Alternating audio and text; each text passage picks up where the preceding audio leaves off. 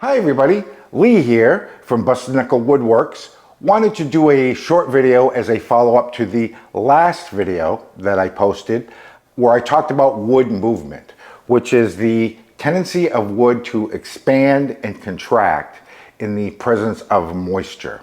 So I had a viewer ask me a question, what about plywood? Do we have to worry about the effects of wood movement when you use plywood? And that's a great question. As it turns out, plywood is a bit of a special case. Follow me into the shop. Let me show you what I mean. So this is a short rolling cabinet that I built, custom built to fit underneath my table saw to fill up and utilize what would normally be dead empty space. And I keep table saw things in here, if you can believe that. So I built this cabinet entirely out of plywood. You'll notice here that it's made of layers or plies, hence the name plywood. But what I did is I screwed this top directly to this frame from the inside using pocket holes,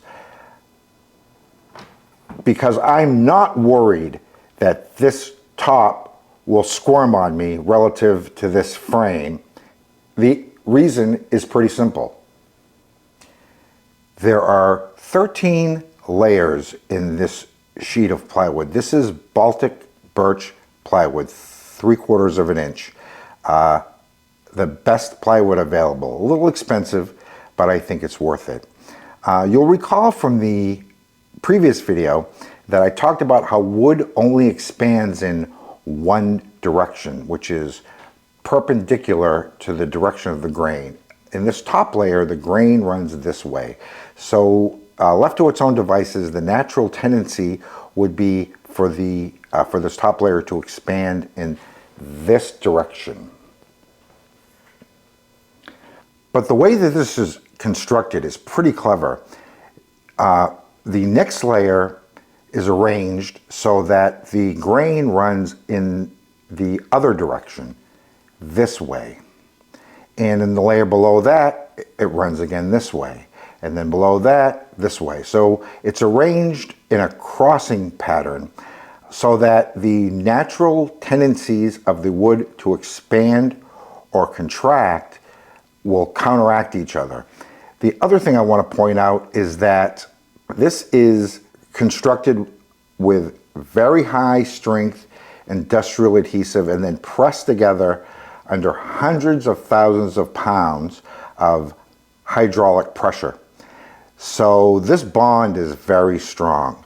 That's why I'm not worried that plywood is going to move under any kind of normal conditions. So you may be saying to yourself, hey Lee, I've definitely seen plywood that's bent and warped. What is up with that? So what you're seeing there is a process called delamination, where water has attacked the structural integrity of the plywood itself and caused the layers to separate. Once the bond between the layers is broken, the natural tendencies of the layers to shift against each other is no longer being counteracted, and in that case, plywood can shift and move in all kinds of crazy ways. So I hope that answers your question about plywood. Thanks for asking. If you have any other questions about anything to do with woodworking, message us. Maybe we'll make a video about it. We sure like making these videos, and we like them even more when we're showing something that you want to see. I'm Lee from Busted Knuckle Woodworks. See you in the next one. Hi everybody, Lee here from Busted Knuckle Woodworks. Wanted to do... stumbling, bumbling idiot. as a follow-up to the last video I posted about wood movement, which is the tendency of wood. Are you kidding me?